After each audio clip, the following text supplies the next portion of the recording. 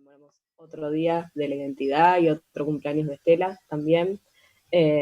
Así que bueno, muchas gracias a todos por sumarse a este conversatorio y presentación de la revista que sacamos con la Dirección de Derechos Humanos, que relata las historias de los nietos y nietas buscados y restituidos también, y sus historias, las historias de sus padres, sus historias de búsqueda.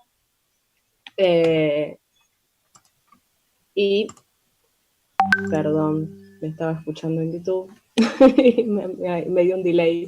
Les decía que gracias por acercarse, bienvenidos, y les voy a presentar a nuestros invitados de hoy.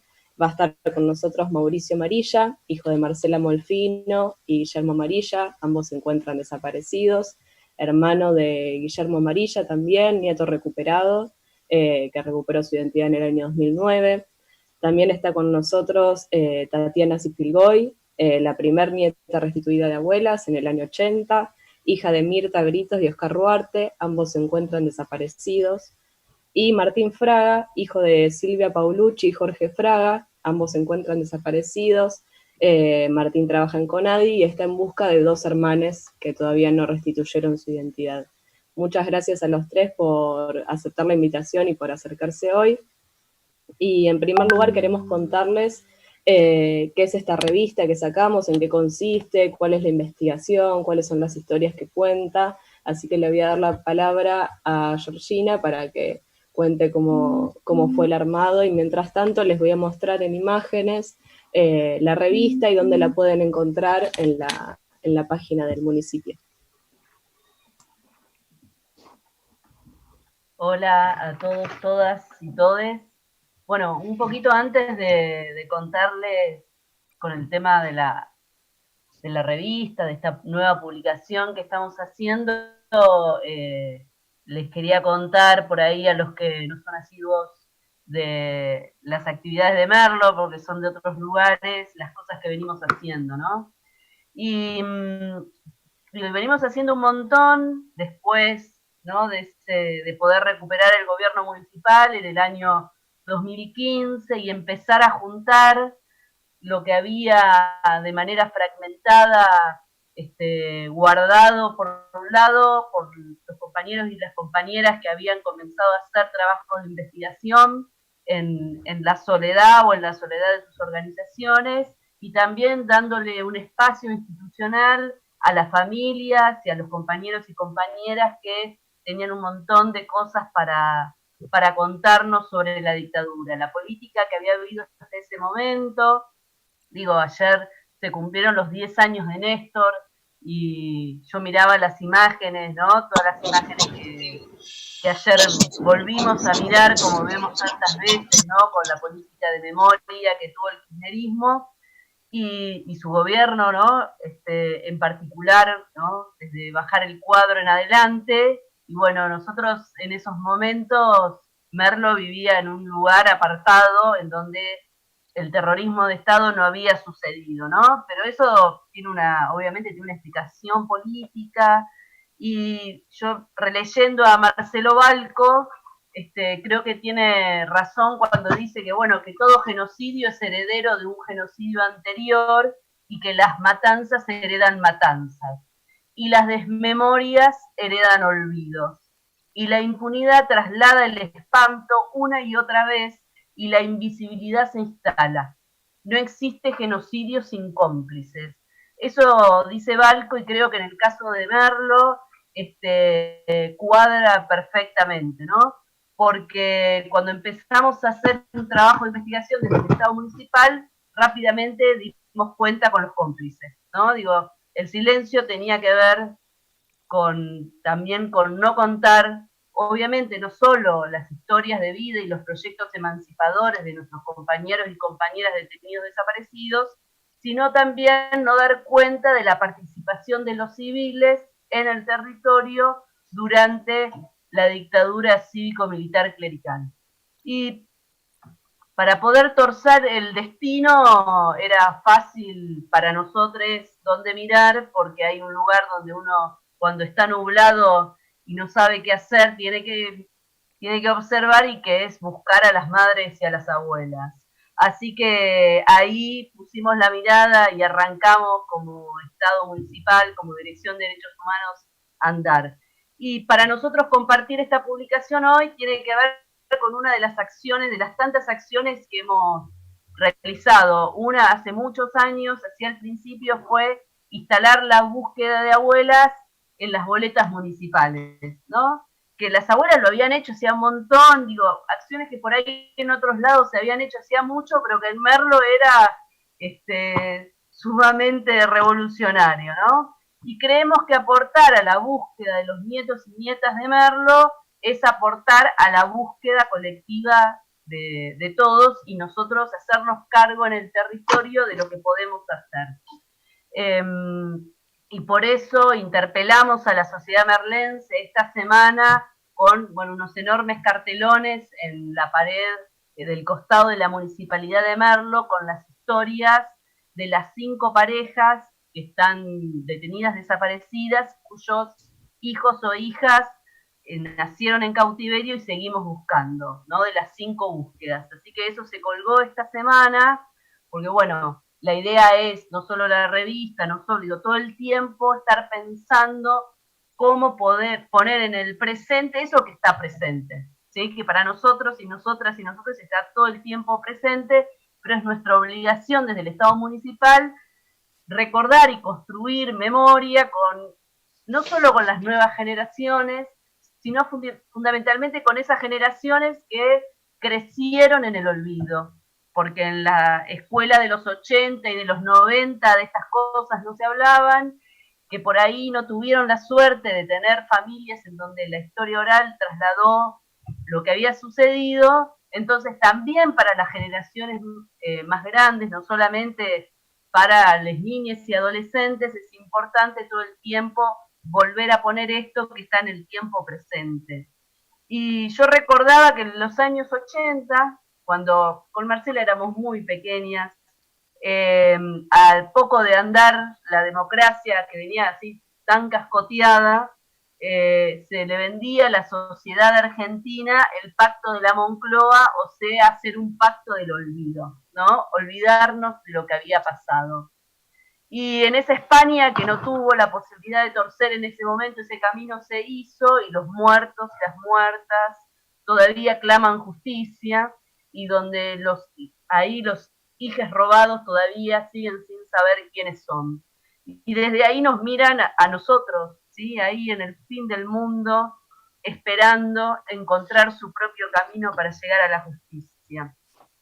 Nosotros tuvimos la enorme suerte de la resistencia, que es heredera de la resistencia desde el siglo XIX en adelante de los sectores populares, la dignidad y las organizaciones. Y tenemos a las abuelas que en el peor de los mundos posibles siguieron sin claudicar. Eso creo que es lo que marcó la diferencia entre ellos y nosotros. Y en esta revista ustedes van a poder encontrar la vida y la historia y la búsqueda de compañeros que muchos conocen, porque muchos de ellos ya pudimos hacer sus esquinas de la memoria. Mauricio participó en la esquina de la memoria por sus viejos y su tío, allá en San Antonio de Padua, que tiene que ver con esa política en el territorio de poner arriba de la nomenclatura catastral una placa donde dice acá, en este lugar, ¿sí? En este lugar por donde vos pasás para ir a la escuela, en este lugar que es tu barrio, en este lugar donde tomás el colectivo, donde por ejemplo está la esquina de la memoria de Martín Fraga, ¿no? En el corazón comercial de Merlo, bueno, ahí donde esperás el colectivo, en el Colorado, como te dicen, el 500, bueno, ahí, enfrente de ese lugar, vivió la mamá de Martín, ¿no? Entonces, justo no, digo, porque bueno, es algo que venimos haciendo dentro de las historias de los nietos y nietas que estamos buscando. Está la historia de María Cristina Álvaro y Jorge Cler, docentes secuestrados acá muy cerca del río Reconquista, en una zona semirural, y está también la historia de Pablo Torres y de Pablo y Laura, de los Torres Segarra, que vinieron de Mar del Plata a refugiarse a Merlo, justamente por el terror que se vivía en Mar del Plata. Y también está la historia de ellos también, hay Esquina de la Memoria, de María Cristina también hay Esquina de la Memoria. También está la historia de María Eloísa Castellini y Constantino Petracos. María Eloísa era maestra de música en el Jardín 905 del Palomo, los dos militantes del PRT, al igual que María Cristina y Jorge Clerc, y fue secuestrada de la puerta del Jardín de Infantes. Ahí también en esa esquina pudimos hacer una esquina de la memoria hace un tiempo. Y la última historia de los nietos buscados es la de Valeria Belaustegui y Ricardo Weisberg, también militantes del Partido Revolucionario de los Trabajadores, que fueron secuestrados en San Antonio de Padua. También en la revista participó Martín, escribiendo sobre la historia de Silvia y Jorge, ¿no?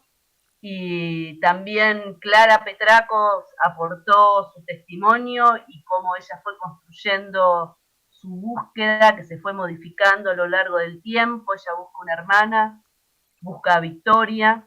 Y también están las historias de las identidades restituidas, algunas más felices que otras, ¿sí? Porque cuando uno piensa en la restitución, por ahí ingenuamente cree que se puede zanjar el dolor y construir una nueva vida rápidamente, y sabemos que no, lo sabemos por un montón de historias, digo, no solo por Vicky Montenegro, que nos contó su historia en primera persona muchas veces a nosotros, y ahora editó su libro, sino también por las historias de Merlo, que no son fáciles, que son dolorosas, que la restitución que celebramos es dura muchas veces y es muy difícil, porque el terrible daño que hizo la dictadura sigue sucediendo con respecto a estas familias.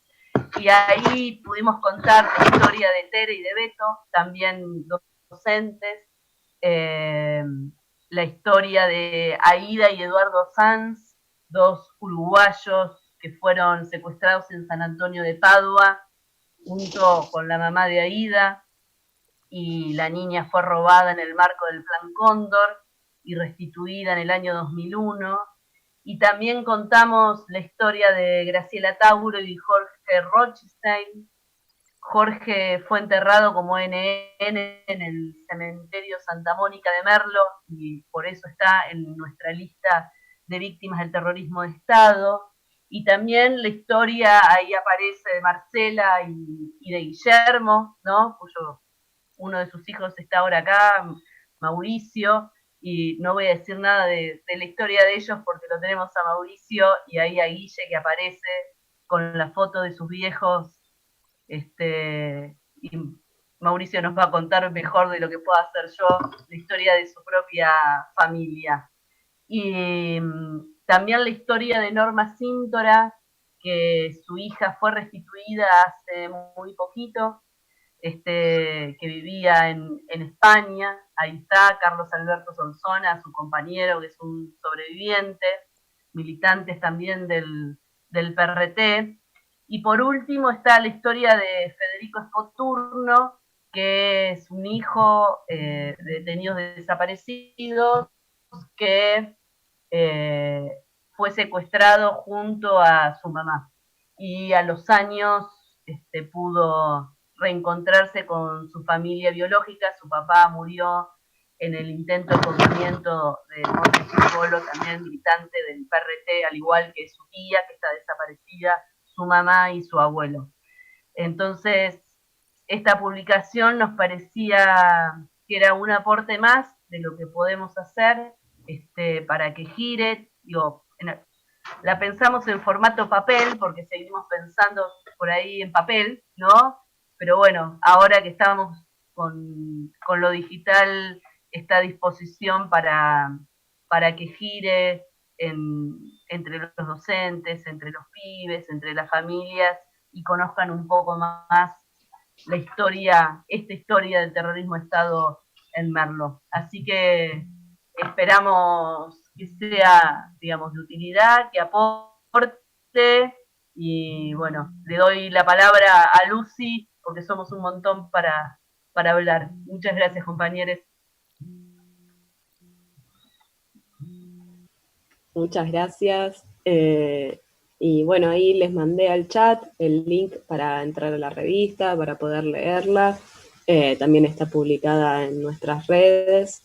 Y para no hacer más introducciones, vamos a pedirle a Mauricio que abra su micrófono. Y la idea de este conversatorio era hablar de las búsquedas, de cómo se transforma la búsqueda de los nietos y de las nietas en este contexto de pandemia, cómo es su historia, la historia de reencontrarse con Guillermo, la historia de la restitución de la identidad, nada, como varios tópicos para que vos, Mauricio, puedas elegir un camino y usar la palabra. Bueno, muchas gracias, Lucy. Voy a empezar por el agradecimiento, en primer lugar a la Dirección de Derechos Humanos del municipio, bueno, a Georgina por la invitación, por tenerme presente, no solo en esta actividad, sino también recuerdo bien cuando fuimos invitados a participar de la esquina de la memoria, ahí en Los Aromos 350, en la esquina de la casa donde se produjo el operativo, donde secuestraron hasta ese momento pensamos mi papá, mi mamá y un tío, pero luego nos enteramos que teníamos también un hermano en el vientre de mi madre, que felizmente gracias al trabajo incansable de abuelas pudimos encontrarnos hace 11 años.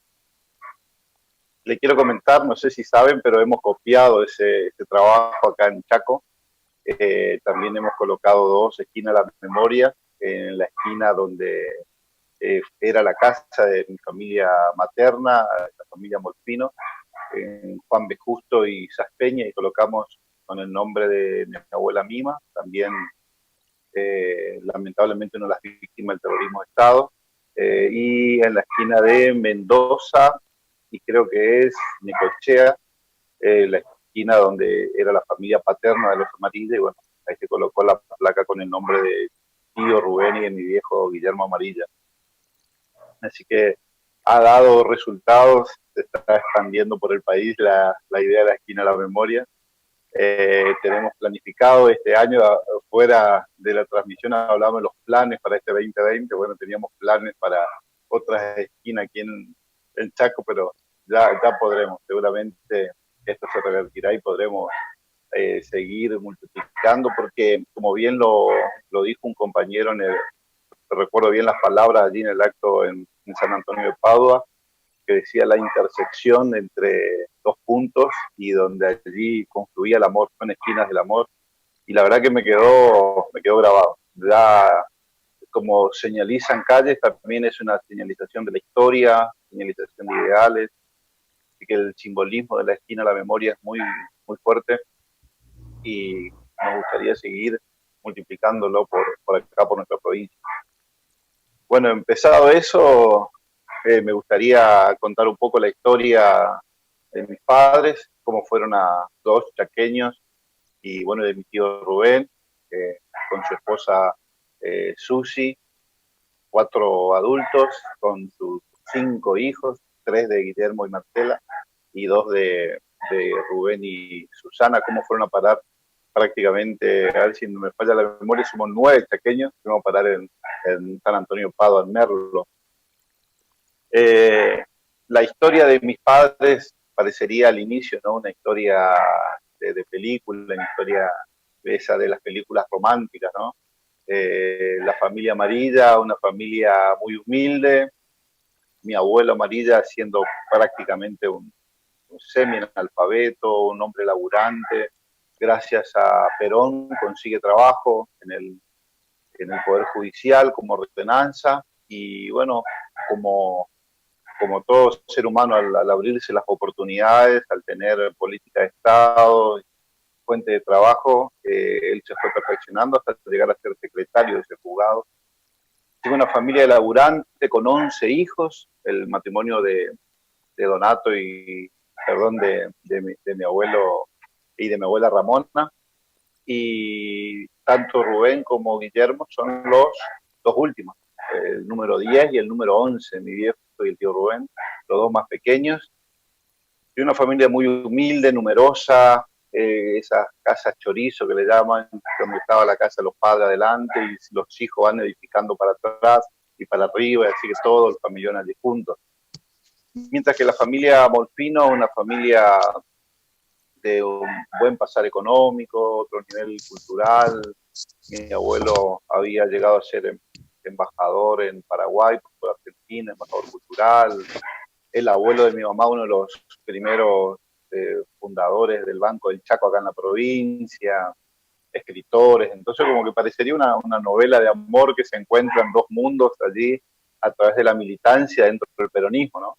Mi viejo dentro de la juventud peronista, mi vieja a través del peronismo de base, se encuentran, se enamoran, un negro y una gringa, digamos, y nace como una historia de amor, pero bueno, fatídicamente lo ocurrido en Argentina en la última dictadura eh, no solamente ha golpeado fuertemente al país, ¿no? Sino que ha golpeado también esos sueños que seguramente yo como jóvenes tenían, sueños personales de edificar una familia, de tener hijos, pero también un sueño de un país distinto, de una sociedad más justa, igualitaria. Y bueno, eso los llevó a que ya antes del comienzo de la dictadura, en el año 75, como consecuencia de la AAA, tuvieran que estar en la clandestinidad. Iniciada la dictadura, tenemos que irnos de la provincia de acá del Chaco, nos vamos a Buenos Aires tiempo, allí nace mi primer hermano, sería Joaquín. Se encrudece cada vez más la dictadura y mis viejos tienen que exiliarse afuera, en este caso a Francia, donde nace mi hermano Ignacio, y con la contraofensiva en el año 79, mis viejos regresan. Para ese momento mi tío Rubén con mi tía Susi estaban también huyendo de la persecución de la dictadura aquí en Chaco. Imagínense, 40 años atrás era mucho más pequeño que ahora, todo el mundo se conocía. Una manera de esconderse era irse a la gran ciudad, así que él va allí a San Antonio de Padua, a los Salomos 350, departamento de Merlo, y él vivía allí con su esposa, con sus dos hijos, y nosotros como familia vamos y nos vamos a vivir con ellos. Para el 17 de octubre del año 79, como familia estábamos construyendo en la parte de adelante una habitación, calculo yo, que era para vivir más cómodo, porque la casa era muy pequeña, donde vivíamos las dos familias, con mi primo Mariano, que prácticamente tenemos diferencia de meses, más prácticamente tenemos la misma edad, estábamos jugando en unos caballetes que se utilizan como andamios, en esa época lo que se miraba en la televisión, que era el llanero solitario y el indio que lo acompañaba, que no me acuerdo, Toro Sentado, creo que era. Estábamos jugando allí en esos caballetes y estacionado al lado de la casa había un colectivo. Como éramos pequeños en estatura, ¿no? Vemos que debajo de ese colectivo había varios pies, muchos de ellos con botas, y le damos a nuestro tío Rubén, que era quien estaba trabajando allí en la construcción de la casa, damos el aviso de que había personas detrás de ese colectivo, y cuando damos ese aviso se abalanzan sobre él, y allí durante mucho tiempo no sabía si fue mi imaginación como idea de querer ayudar en esta situación o si es real, pero que pude confirmar a través de mi tía Susi, que ella sí fue la única adulta sobreviviente de ese operativo, de que pudimos ir con Mariano hacia la parte del fondo donde estaba la casita y le damos aviso a mi tía y a mi mamá que estaban atrás de ella de lo que estaba ocurriendo, digamos, con mi tío que lo habían agarrado, ya lo empezaron a golpear. Y bueno, ahí lo que dice mi tía, ¿no? El instinto en ese momento uno es pura adrenalina, puras emociones, y ella salió disparando para el fondo, saltando muros, mientras que mi mamá hizo lo contrario, salió para adelante, digamos. Bueno, ahí la toman a mi mamá, que tenía en brazos a quien era en ese momento mi hermano menor, Ignacio, que tenía 10 meses de edad. La toman lo toman a él, lo agarran a mi mamá, la empiezan a golpear y nos suben a los 5 chicos, Mariano y Valeria, hijos de tío Rubén, que tenían mi edad y prácticamente la de Joaquín, y bueno, y nosotros 3. Nosotros rondábamos entre los 10 meses y los 5 años, más o menos todos los chicos, digamos. Y eso demuestra que estaba todo premeditado, preparado, ¿no? Porque nos llevan a una casa muy cercana. El recuerdo que tenemos es que nos llevan a una casa muy cercana donde había una mujer que nos estaba esperando ya con una merienda, donde nos sirven bueno, de comer algo, y pasamos esa noche en la casa de esta mujer.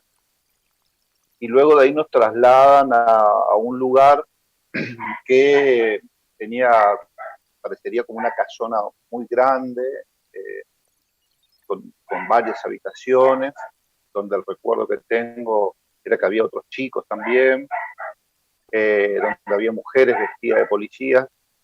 Y ahora en el juicio de contraofensiva fuimos a declarar, y estaba hablando con Pablo John todo esto, y parecería que sospechan por el testimonio también de otros chicos que estuvieron en ese mismo lugar, que sería la brigada femenina de la Policía Federal en San Martín, el lugar donde estuvimos, donde era un lugar de alojamiento de niños, y que algunos fueron desaparecidos, apropiados. Estuvimos desde el 17 de octubre hasta el 2 de noviembre, estuvimos en esa casa, un poco más de 2 semanas, y donde somos trasladados a Chaco con un avión militar. Recuerdo que era camuflado, ¿no? Estaba como camuflado como el ejército del avión, donde nos suben y nos traen acá a la provincia, el Chaco, a la casa de una tía que hoy ya no está más, que ha fallecido, que vivían acá en el barrio Villa Alvear, Resistencia. Y bueno, nos traen ahí. Imagínense el shock que fue para ella y para nosotros, digamos, porque era gente que no conocíamos, más allá que eran familiares, nunca lo habíamos visto. Así que, bueno, estuvimos ahí hasta que fueron llegando diferentes tíos, primos, hasta que llegó nuestra abuela paterna, la abuela Ramona, la mamá de mi viejo, que era la única que conoció. Así que así fue el encuentro con la familia aquí en Chaco. Calculo que por el dolor y la situación económica, digamos, no pudo en una primera instancia una familia hacerse cargo de los 3, digamos. Así que nos tocó vivir varios años separados. Yo viví con mi abuela, un hermano vivió con otro tío y otro con otro tío durante 3, 4 años. Vivimos separados los 3. Hasta que Juan Carlos Amarilla, que es hermano de mi viejo, que vivía en Merlo también, él toma la decisión, hay gente buena en Merlo, ¿sí? Así que toma la decisión de venirse para Chaco con el objetivo justamente de juntarnos a los 3. Bueno, ahí es como que recién cuando yo tenía 8, 9 años, es que volvimos a vivir todos juntos en la misma casa. Y bueno, desarrollamos nuestra vida, militamos dentro de los espacios que considerábamos necesarios, la agrupación Hijos, dentro del Partido Peronista, hasta que, bueno, encontramos en el 2009 la grata noticia, ¿no?, de que teníamos un hermano. el encuentro con Guille, la verdad que fue una de las cosas más hermosas que me ha tocado vivir en la vida. Como siempre decimos, Guille se buscó solo, porque en esos casi 40 años, hasta el 2009, habíamos tenido un montón de versiones, de posibles lugares donde podían estar nuestros viejos, de toda índole, digamos, pero nunca la versión de que podíamos llegar a tener un hermano. Y cuando, bueno, viene esa versión, ¿no? de la posibilidad de que tengamos, seamos 4 y no 3, lo hablamos como de estar muy comunicados entre nosotros, así que lo hablamos y bueno, vamos a Buenos Aires, iremos a ver cómo es ese encuentro, porque no sabíamos del lado de él cómo había tomado su historia. Es más, pensamos que él sabía, después nos enteramos que no sabía nada todavía, nosotros ya lo sabíamos, y él no, que es muy, muy, muy interesante ese encuentro que se dio ahí en Abuelas, digamos. Y bueno, fue así que viajamos a Buenos Aires, recuerdo bien, fue el domingo 1 de noviembre del 2009. Por eso para nosotros el 2 de noviembre es una fecha muy, muy de encuentro, ¿no? Porque fue el 2 de noviembre del año 79 que nos traen a Chaco, y fue el 2 de noviembre del 2009 que tenemos el encuentro con Guille por primera vez.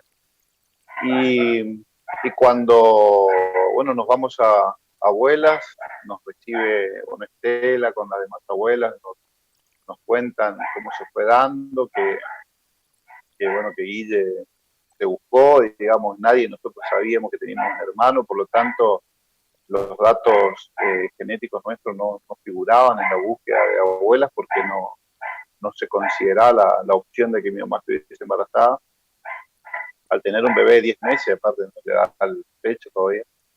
Y bueno, la verdad que cuando estábamos ahí, Estela nos dice, en este mismo momento está Guille, bueno, Martín en ese momento, Martín está con Claudia, Carlotto en el CONADI, estaban hablando con él a ver si tenía el deseo de encontrarse con una familia. Y bueno, y Guille le dice que sí, que se quería encontrar con nosotros, así que viene a las Abuelas, y ahí empezó una vida nueva, creo, para todos, sobre todo para él, ¿no? Que vivió tantos años una falsa identidad, y que él pueda encontrarse con su verdadera identidad y construyéndola día a día. Y bueno, y de ahí fue todo hermoso, como dijo Guille, lo escuché varias veces, que dice, de ahí fue todo amor, creo que fue así. Fue fundirnos en un abrazo y pasar desde el día 1 del encuentro largas horas hablando, y toda esa semana nos quedamos en Buenos Aires, así que fue hablando, contándonos qué fue de la vida de él, qué fue de nuestra vida, y bueno, 11 años después seguimos construyendo esta identidad juntos, disfrutando la vida, disfrutando. Hoy día Guille ya es papá también, así que bueno, no sabría tanto para contar, ¿no? Pero eso fue un resumen más o menos de la historia familiar. Lu, ahí como es, cuando, nada, quería como comentarle, recuerdo de ese día de la esquina que compartimos, que fue también, bueno, la primera vez que nosotros los encontrábamos juntos, también estaba Gustavo, el tío de ustedes, y esta cuestión que vos decís, esto de, bueno, no saber, y se lo comento al resto, que está viendo la transmisión o que está compartiendo con nosotros en Zoom, digo que es esto que nosotros siempre desde la dirección insistimos con qué importante para nuestro territorio, que empiece a circular la palabra, que esto se conozca, que se sepa, que se hable, como la importancia de los juicios actuales, porque de alguna manera el hecho de que ustedes pudieran encontrarse con Guille está relacionado con un testimonio de una sobreviviente que estuvo con tu mamá y que es la que da el testimonio de que había tenido un bebé. También muchísimos años después. Así es, yo creo que el incansable trabajo de muchos sectores en defensa de los derechos humanos ha permitido esto, ¿no? El hecho que Guille se haya encontrado fue producto de Televisión por la Identidad de Abuelas, donde él ve el capítulo de Juan y se sintió tan identificado que hizo que él recurra, ¿no?, a Abuelas a saciar esa necesidad de pertenecer a la manada verdadera, como escribió Miguel Ángel Mortino, el olor de la manada, es decir, siento que no pertenezco a este lugar, que pertenezco a otro, y fue gracias a ese trabajo de abuelas, de artistas, de productores que pusieron en ese espacio televisivo en ese 2007 aproximadamente esos capítulos, igual como uno de los primeros casos fue el de Tatiana, ¿no? El capítulo 1 fue el de ella, y que ha permitido que Guille, él vaya por primera vez a buscar su identidad, y que fue el puntapié para ese encuentro. Y la reapertura de los juicios de Campo de Mayo, de la ESMA, permitieron que esa testigo dijese que nada más que escuchó que la Molfino había quedado preñada, ellos pensaban ahí dentro del Campo de Mayo. Creo que cuán importante es la lucha, ¿no? Que cuando uno empieza una lucha por un ideal, generalmente es movido por el amor, por una necesidad, y se van abriendo otras alternativas que a lo mejor uno no la tenía pensada.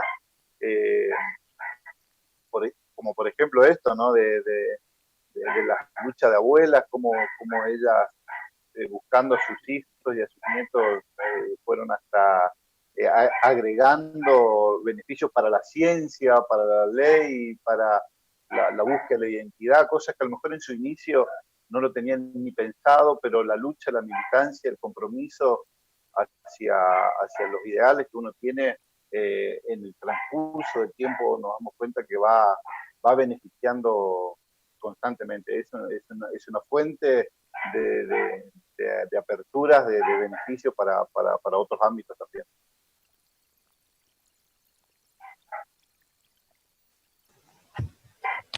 Bueno, que es hermosa la historia del reencuentro, y me da el pie para presentarlo a Martín, que está en búsqueda de dos hermanes, y que así como ustedes, hace poco se enteró que tenía dos hermanes de su padre que no conocía.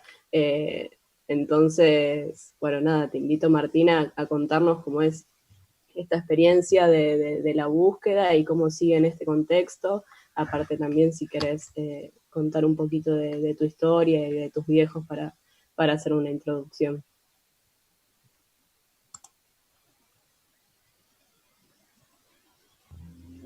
Primero les voy a contar un poquito sobre mis viejos, sobre Jorge y Silvia, para poner un poquito en contexto. Ellos eran militantes montoneros, mi viejo de origen misionero, de familia misionera, que emigraron a Moreno cuando mi viejo era chico, cuando todavía estaba en la primaria. Mi vieja vivía acá en Merlo con sus padres, hija única. Vivió un tiempo también en General Las Heras, vivían un tiempo en Las Heras y otro tiempo en Merlo. Ellos se conocen acá en Merlo, aparentemente, en el Parque San Martín, aparentemente puede haber sido en alguna actividad por ahí, por esa zona, porque mi papá andaba militando por ahí antes de mi nacimiento, para el 76 más o menos, 75, andaba por esa zona. Mi papá ya había tenido parejas anteriores, había tenido dos hijas con diferentes mujeres, y una pareja más que también está desaparecida, se llama Susana Flora Grimberg, se llamaba. Pero todo esto lo supe mucho tiempo después. Yo que después del secuestro de mis viejos, en General Las Heras, yo quedo a cargo de mi abuela materna, hasta más o menos los 9, 10 años, que ella muere, ella era bastante mayor y estaba enferma.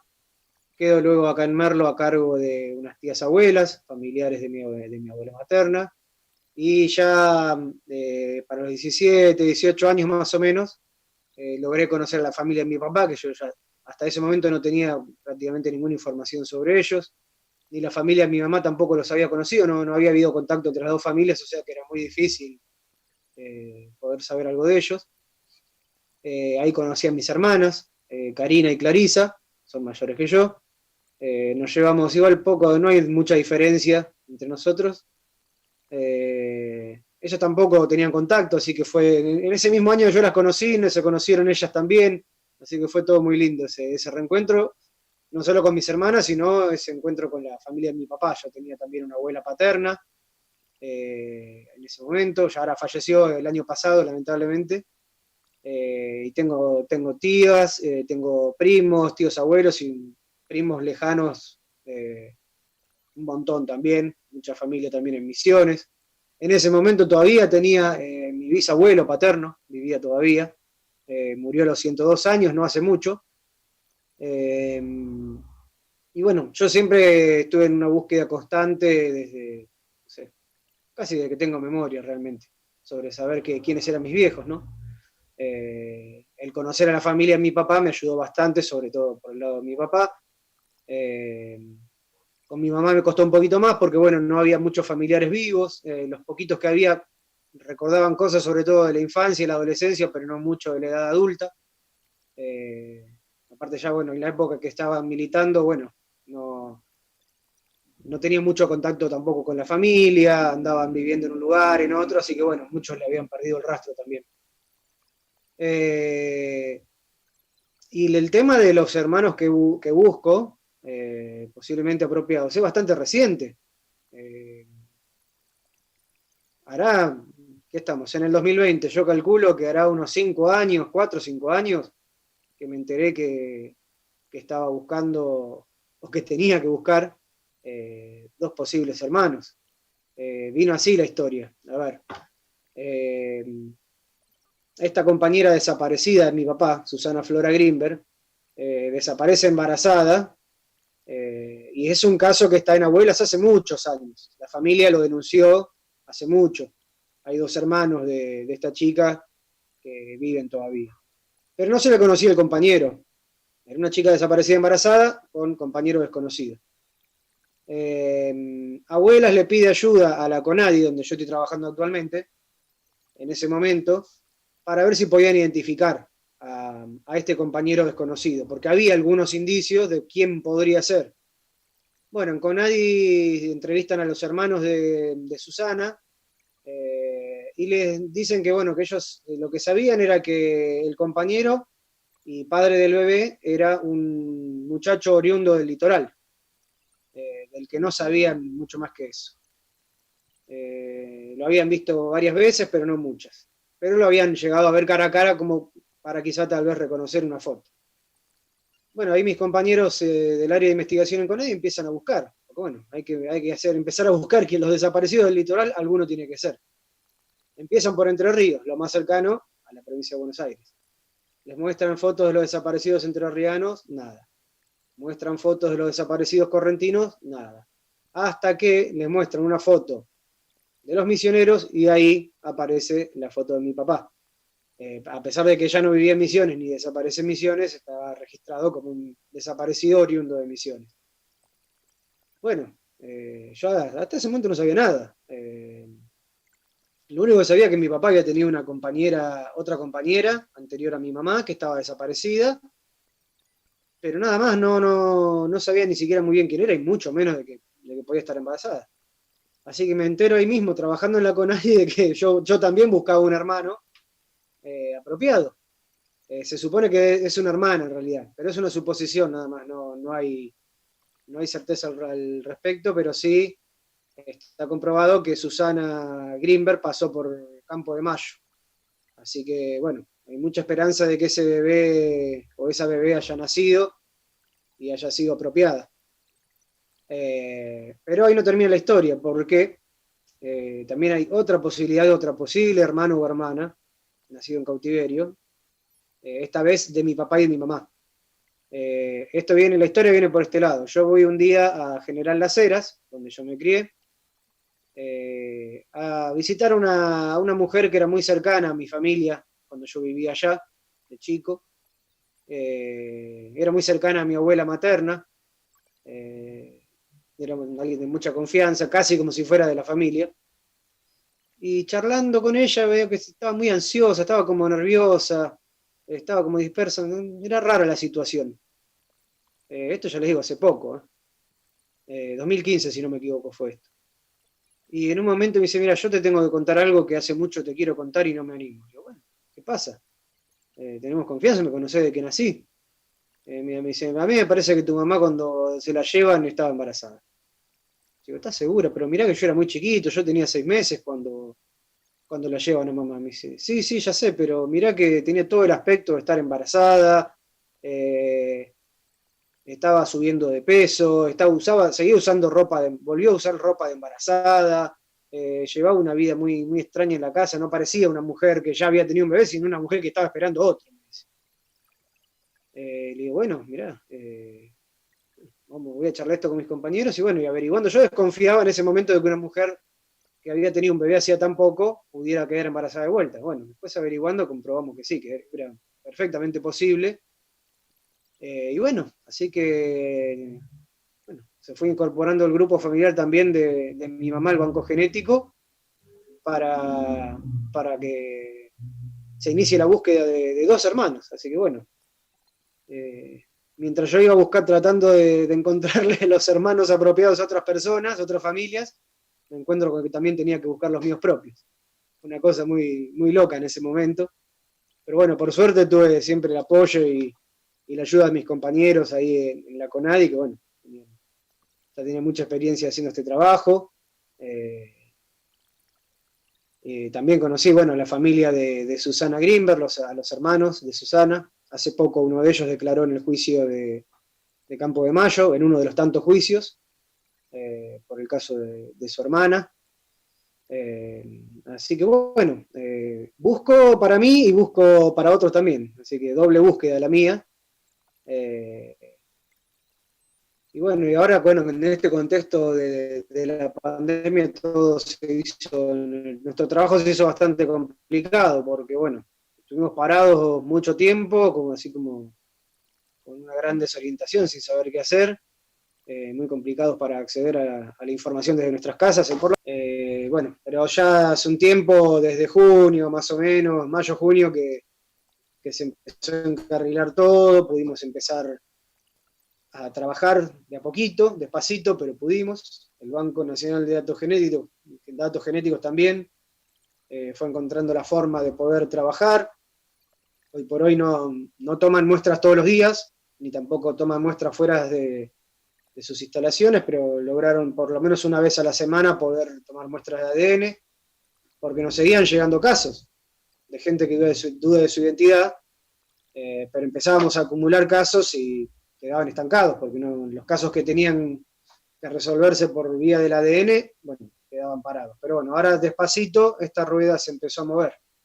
Así que la gente también se empezó a acercar un poco más, ahora que se empezaron a reactivar un poco todas las cosas, que hay más posibilidad de movilizarse, por lo menos para la gente de Capital Federal y el Gran Buenos Aires. Todavía estamos un poco complicados con el trabajo en el resto del país, porque bueno, todavía no se puede viajar, hay que ver también con todo el tema de la toma de muestras es complicado, quién la toma, todos unos protocolos que hay que seguir, que bueno, no puede hacerlo cualquier persona.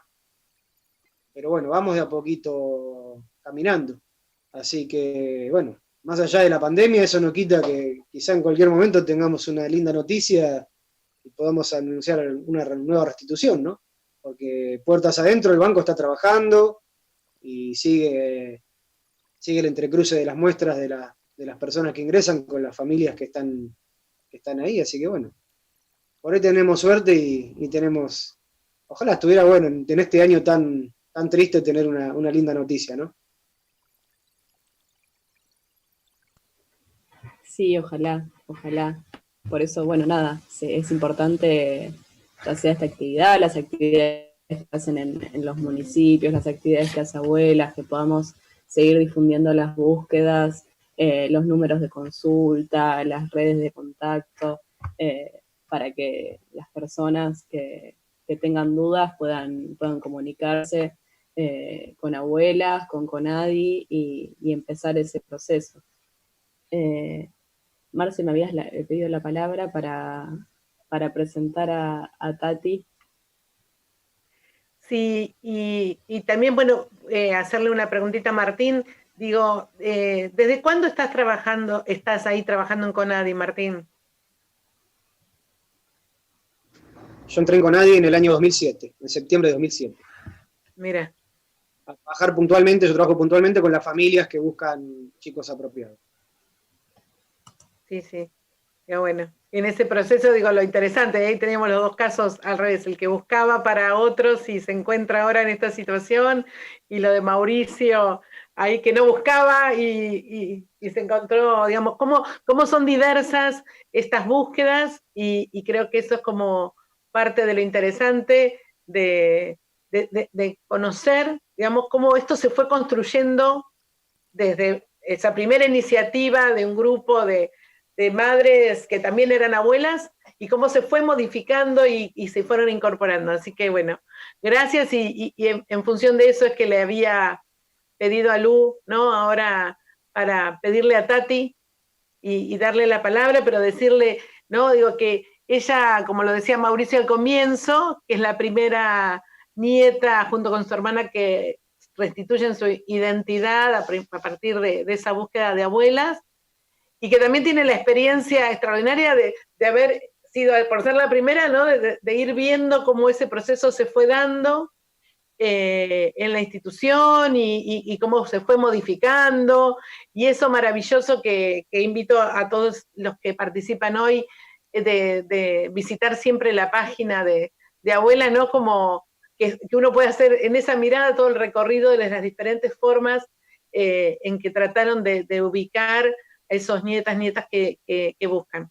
Así que te pido, como es a Tati, bueno, obviamente de contarnos tu historia, y tenemos entre las personas presentes, y sabemos que quienes están también viéndonos por las redes, docentes, digo, que siempre nos acompañan, y especialmente, bueno, obviamente a Raquel Heredia, que es la inspectora regional, que veo que está por ahí Raquel, o Carmen Vega, que también es inspectora y que trabaja con un grupo de profesoras y profesores de historia. Digo, nos interesa, bueno, nada, agradecerles la participación junto con otras y otras que después al final nombraré, pero digo, de esto, de contarnos también un poco el recorrido. Así que bueno, te doy la palabra, Tati, yo no te estoy viendo, pero ahí va, a ver. Acá estoy. Ahí ¿Se va. escucha? Ahí va. Sí. Bueno, uno no puede evitar, yo soy muy, muy llorona y me emociono, a pesar de que uno conoce las historias, ¿no? Como que, además que uno está un poco más sensible en pandemia, pero es realmente emocionante escucharlos, nosotros nos llamamos los hermanos todos, hermanes, cómo es el recorrido, ¿no? De cada uno de nosotros. En mi caso, fueron hace ya muchos años, hoy tengo 47, me encontraron las abuelas cuando tenía 6 años, o sea que en el año 80, imagínense, todavía, época de dictadura, yo digo que soy genética, y es verdad, además, no es que me hago la vieja. A mí me encontraron antes de la existencia del ADN como prueba genética, digamos, ¿no? Como prueba científica, y en ese momento, obviamente las abuelas nos buscaban en diferentes lugares, en casa cunas, en hogar de niños, en algunos lugares donde ellas suponían que podían estar, gracias a las primeras denuncias que llegaban a la institución, todavía cuidándose ellas también de cómo hacer esa búsqueda, porque obviamente estaban siendo perseguidas, así como las madres, algunas fueron desaparecidas, ellas tenían que tomar ciertos recaudos en esa época, no podían hacer su búsqueda pública como hoy, así que los primeros pasos fueron muy difíciles también para ellas, ¿no? Y bueno, en ese primer paso, de alguna manera, la primera localización fue la mía acá en Argentina. Hubo casos de 2 previos, pero uno era en Chile y el otro primero fue un nene que encontraron ya, digamos, fallecido en casa cuna y tenía síndrome de Down, así que lamentablemente ese nene hoy, digamos, no está entre nosotros ya hace mucho, pero podemos decir que la primera alegría fui yo, si vamos a ponerle un poco de optimismo, ¿no? Como decía la gringa, no es la historia mía no es una historia feliz, claramente no puedo decir eso, pero sí que tiene un atisbo, digamos, de luz un poco más, si se quiere, por algunas circunstancias de la vida azarosas. Eh, yo no fui apropiada, porque cuando secuestran a mamá, a Mirta, yo tenía alrededor de 3 años y medio, casi 4, y estábamos con mi hermana, eh, ya viviendo acá en provincia de Buenos Aires, en el partido de San Martín. Nosotros somos yo soy de la provincia de Córdoba, nací allí, pero mi mamá se vino acá con una nueva pareja y ya en ese momento mi papá había desaparecido unos meses antes. Se venían escapando de la provincia de Córdoba, que había sido feroz, toda la caída de compañeros. Eh, bueno, ellos logran asentarse acá en Villa Ballester y obviamente ya había un grupo que los había seguido y bueno, estaban en la clandestinidad. Entonces, en ese derroteo, en el año 77, eh, también en el mes de octubre, eh, se produce el secuestro de Mirta y del papá de mi hermana, de Javier. A partir de allí, obviamente, nuestra historia cambia y nosotras quedamos, si se quiere, a disposición de la justicia, porque como fue en la vía pública, eh, aparece un patrullero, bueno, nos levantan, a partir de ahí, aparentemente fuimos a una primera comisaría, después a otra, a una segunda, y todo esto obviamente yo lo reconstruyo después, ¿no? En ese momento no puedo decir absolutamente nada de todo lo que me había pasado porque fue un efecto traumático a esa edad.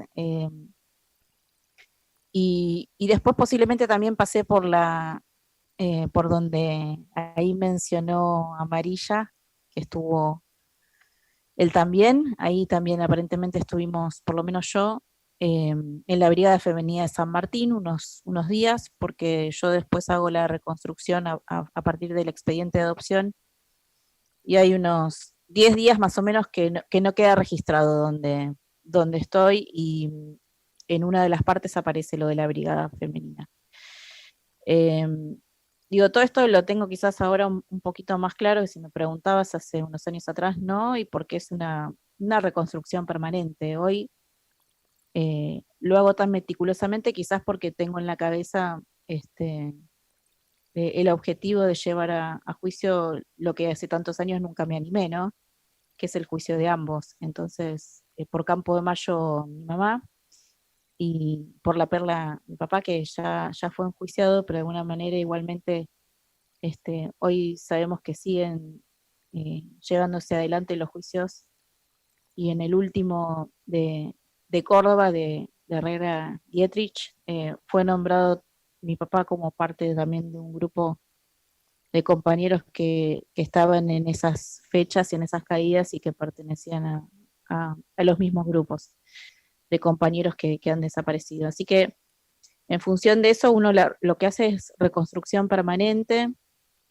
Y es como un ciclo, ¿no? Es como algo que uno por momentos tiene ganas y por momentos no tiene ganas, y también hay que poder respetárselo, eh, porque son historias bastante difíciles y bueno, y no muchos de nosotros hemos atravesado este tipo de experiencias, y a partir de ese momento, digamos, nosotras quedamos separadas con mi hermana.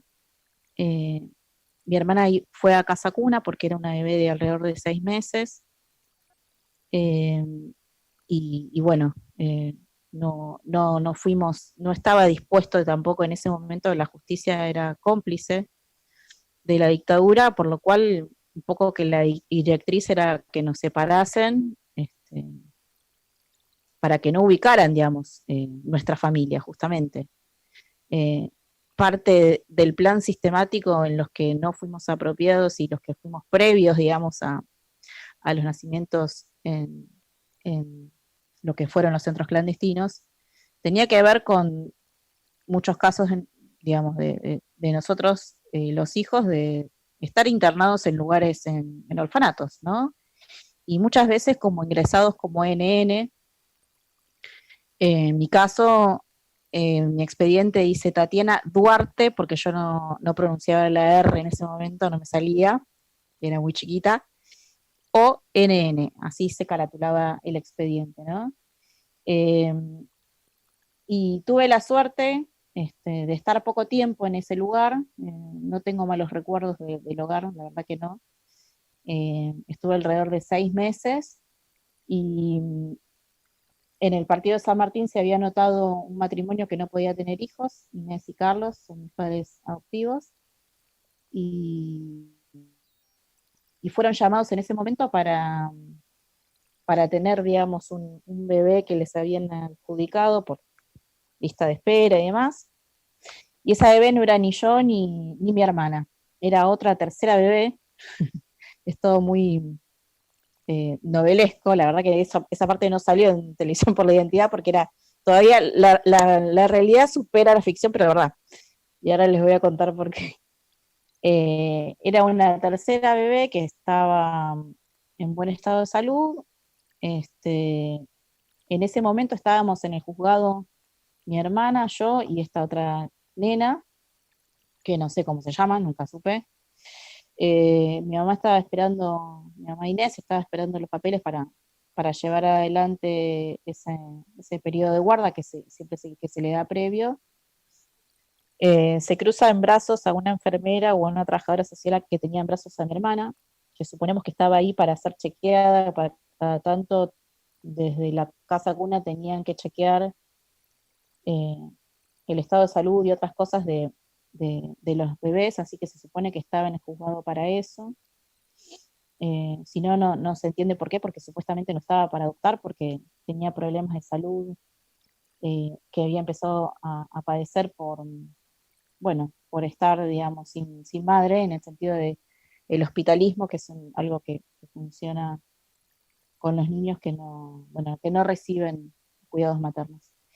Y también ese mismo día y esa misma hora estaba yo en el juzgado que supuestamente me iban a dar a otra pareja o otra familia que no eran ellos. En ese hall se produce todo el entrecruce porque aparentemente yo me doy cuenta que estaba mi hermana, empiezo a hacer lío, me subo a una mesa, llamo la atención. Entonces la enfermera que estaba al lado de mi mamá, que estaba esperando los papeles y demás,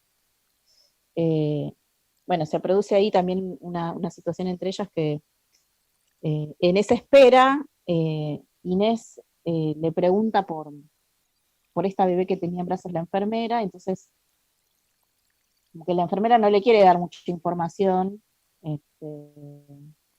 primero le dice que no era para dar una opción, bueno, y entonces a Inés como que le pide alzarla en brazos, porque, nada, por una cuestión que le surgió en ese momento, y ella lo que dice en ese momento es que le pasó algo, que dijo, yo quiero adoptar a esta nena, no otra, o sea, eh, porque vio quizás la situación también, ¿no? De salud y de falta. En ese interín es que yo llamo la atención y la enfermera dice, bueno, no hay nada, pero esta es esa nena que está ahí, es la hermanita de la que usted quiere adoptar.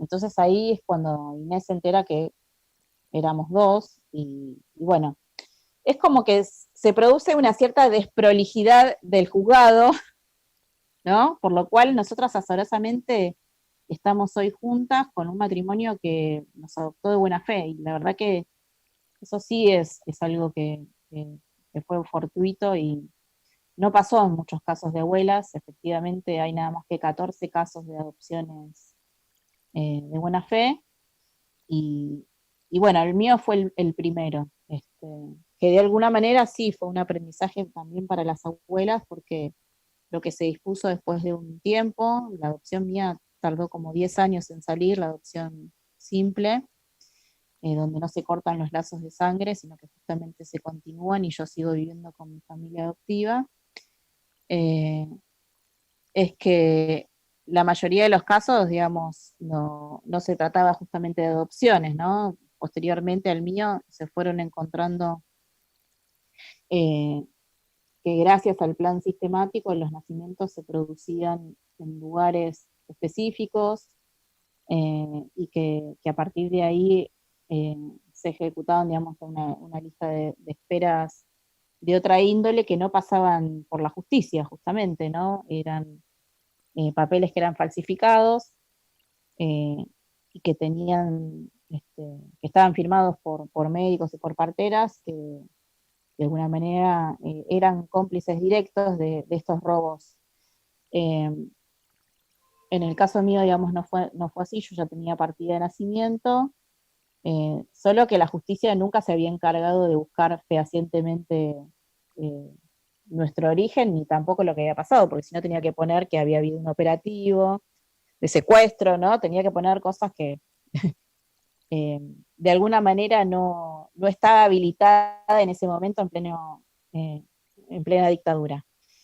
Las abuelas me encuentran finalmente después de una denuncia que hace un conocido de mis padres adoptivos, que era de la iglesia tercermundista, fue alumno de mi mamá Inés, alumno de mi vieja era profesora de francés, y eh, nada, a través de ese contacto, este alumno desde el exterior, desde Canadá, manda una carta a abuelas explicando absolutamente, digamos, con mucho detalle, eh, cómo era la posibilidad de que nosotros podríamos llegar a ser hijas de desaparecidos.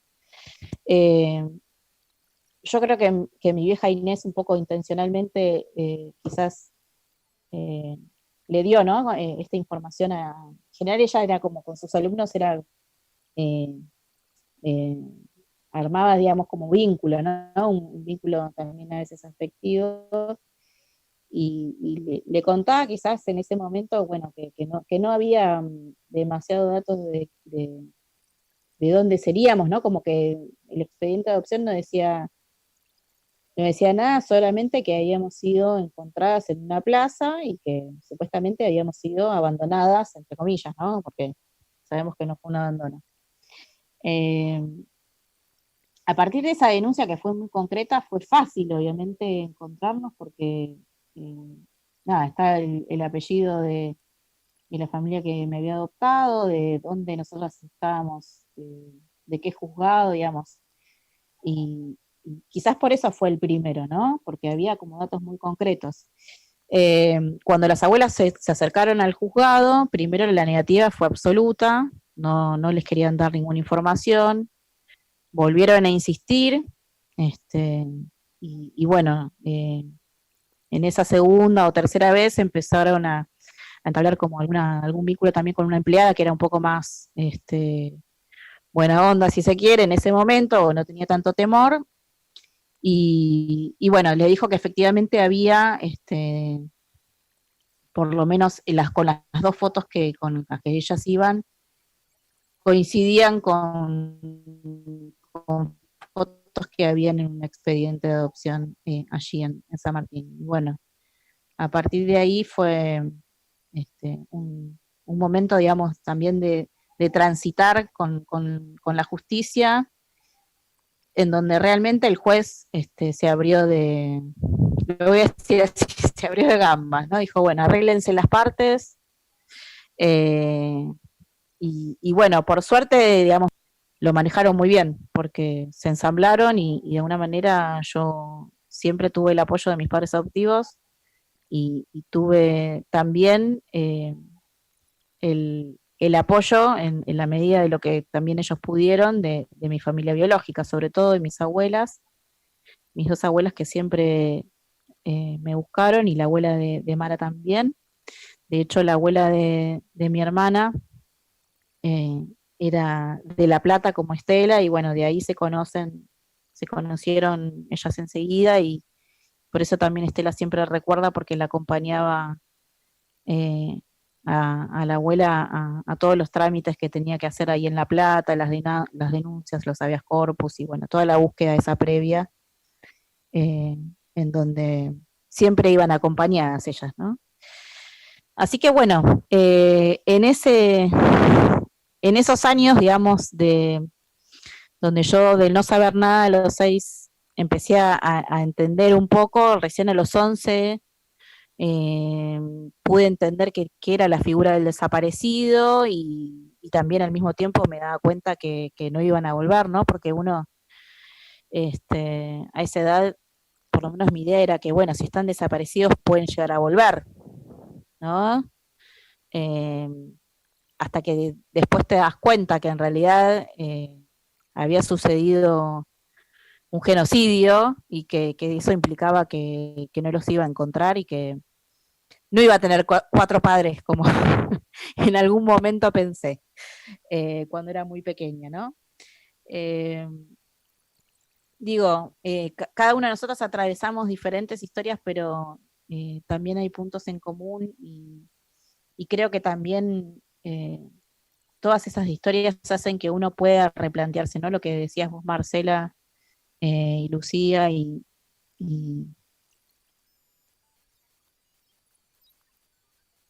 la gringa, yo le digo la gringa porque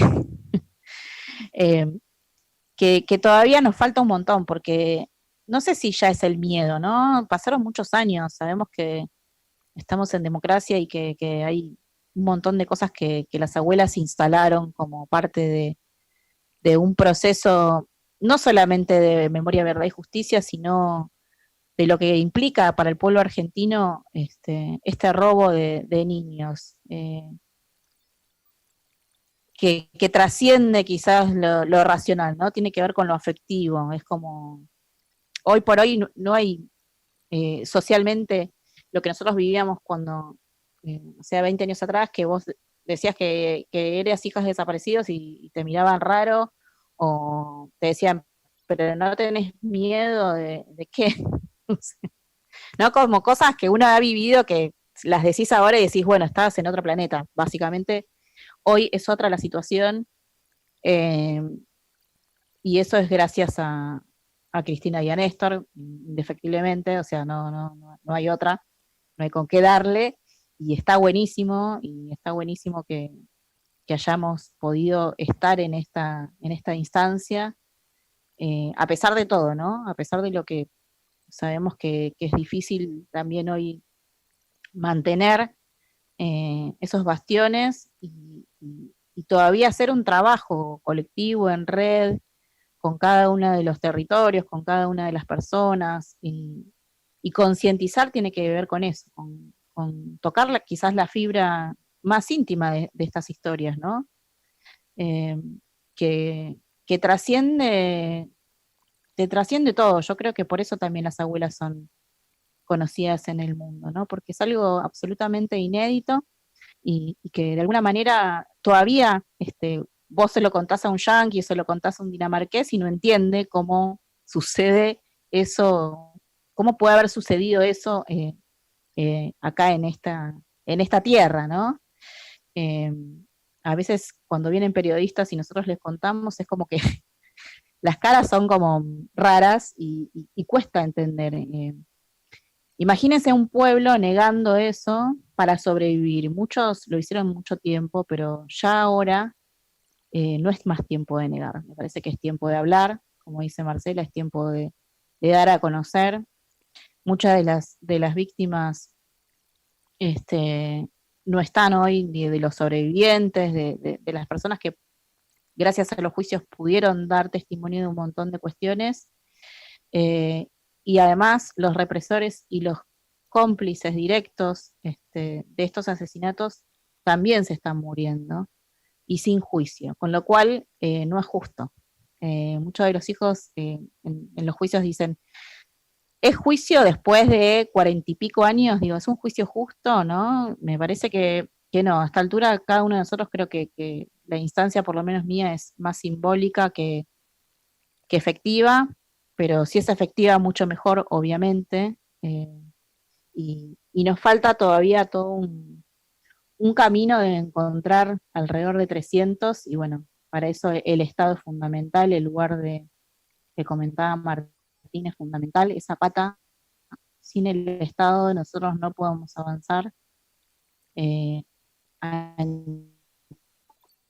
encontrar a los hermanos que todavía no conocemos, y nos falta que la edad es su granito de arena, su información. Nosotros decimos denuncia porque ya sea el Estado o abuelas, y también a los familiares que todavía quizás les cuesta reconocer, ¿no?, que en la familia dio esa muestra de sangre por cuestiones políticas o por cuestiones afectivas, y lo estamos necesitando, porque cuando nosotros cotejamos en el banco de datos no da, y es no da porque no está completo. Entonces, necesitamos también el aporte de esas familias que puedan involucrarse y dar ese granito de sangre. Bueno, eso.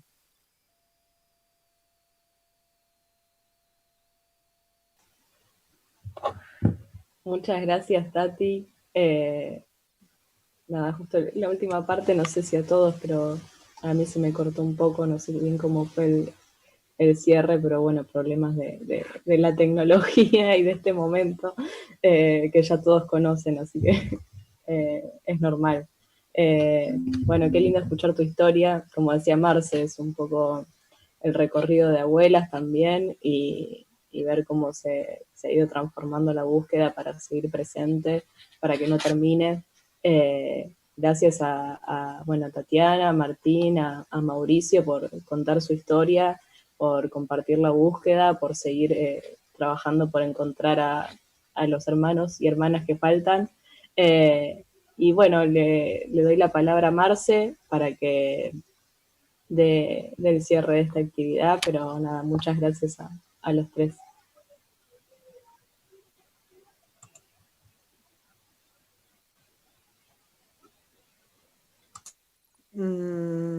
Ahí va, ¿no? Sí.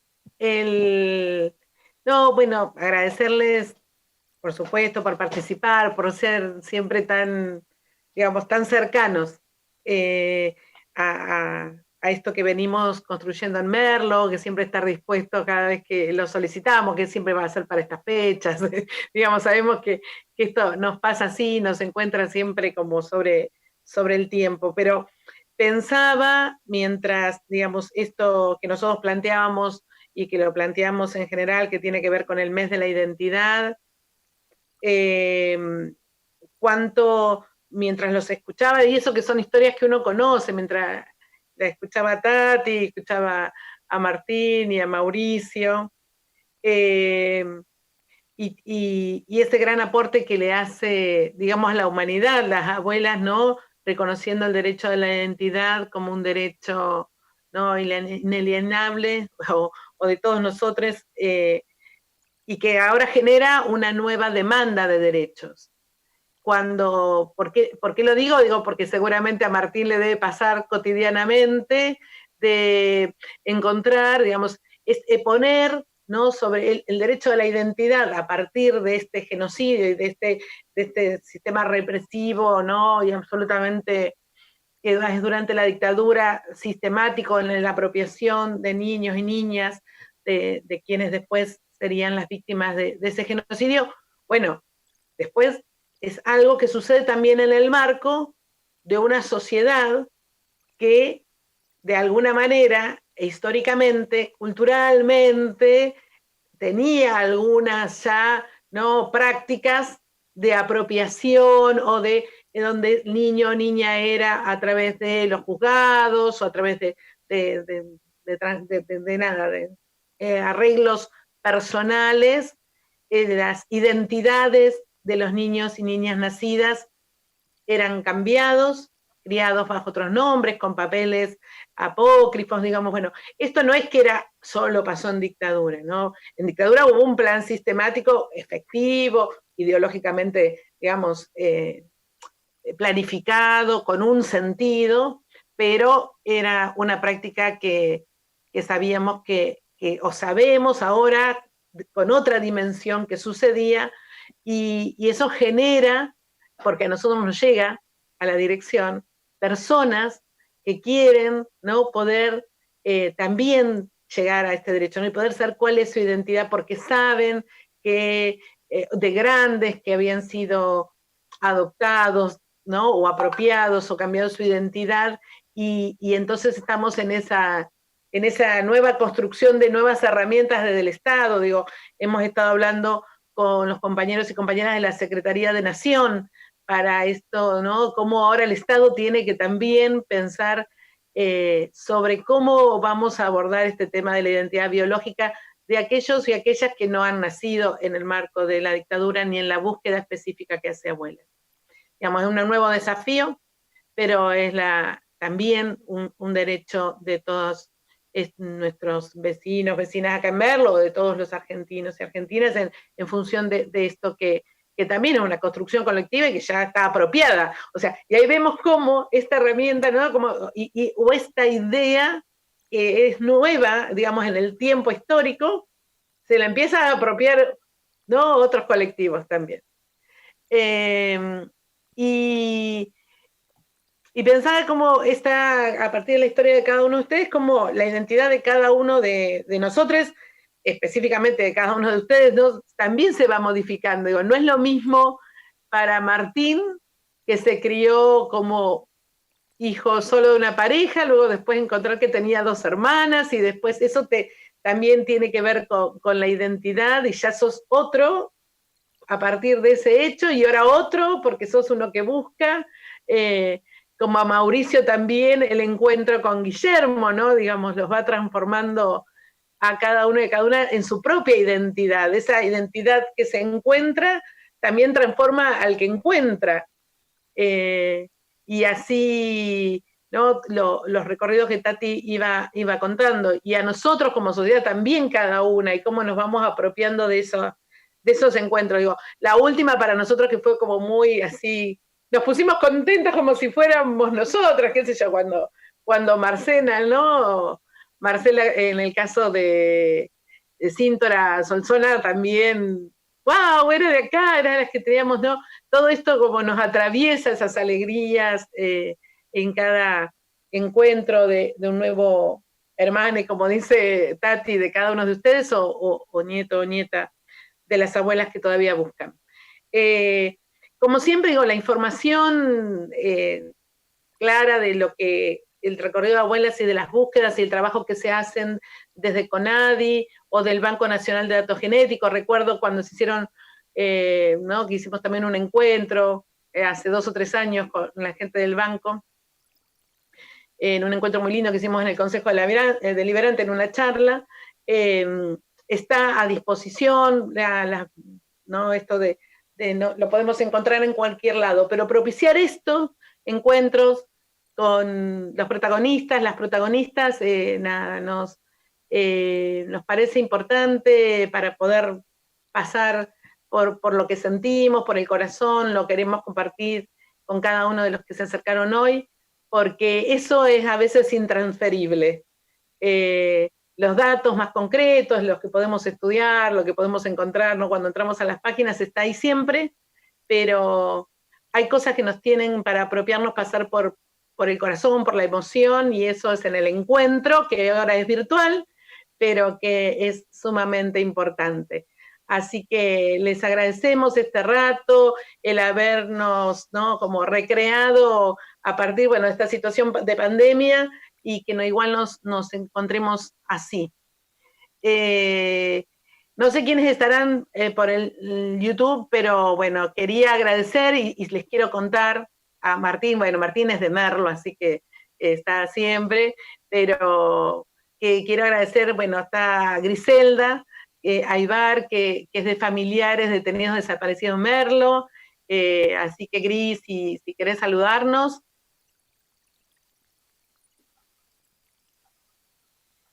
Hola, estoy como muy rara porque tengo las pupilas dilatadas de un estudio en los ojos y estoy muy molesta con la pantalla, así que por eso estuve con la luz apagada y eso. Me emocionó mucho escucharlos, les agradezco a cada uno, cuántas historias vividas, ¿no? Yo me sentía, bueno, yo tengo a mi hermano desaparecido y como niña en ese momento de 7 años, digo, ¿cómo hemos crecido como niños? Como niñas en esta historia. Cómo cada uno llevamos nuestras cicatrices de las historias que nos fueron tocando. Tan diferentes y tan iguales a la vez. Así que nada, les agradezco muchísimo el compartirnos, porque bueno, nos hace bien sabernos ahí del otro lado y cada uno con sus búsquedas y también con sus conquistas. Pensaba en el juicio, llegando al final del juicio de Brigada de San Justo, donde estuvo mi hermano, y decía, no, pensando lo que decía Tati, ¿qué nos repara esto?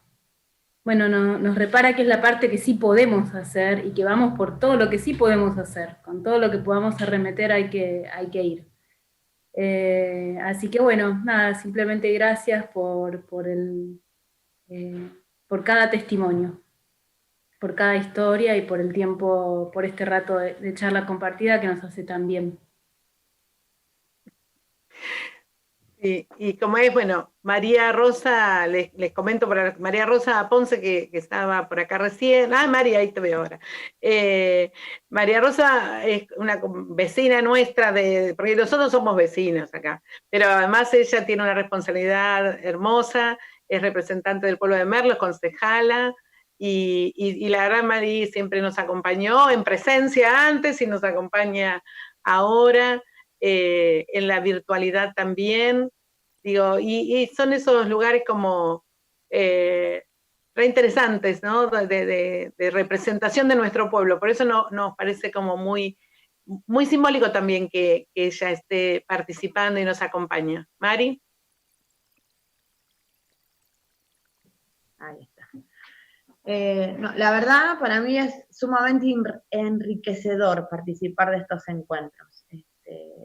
Yo transité toda mi infancia en la dictadura y a pesar de que ya estoy bastante grande, hay cosas todavía de las que sigo aprendiendo, ¿no? Y escuchaba el testimonio de Tati y la cuestión del miedo y esas cosas que ya están superadas, pero falta superar esa situación de que hay todavía familias o compañeros que no se hacen cargo de las situaciones que pasaron y eso es lo que todavía nos falta para terminar de encontrar a esos niños y niñas que han desaparecido, ¿no?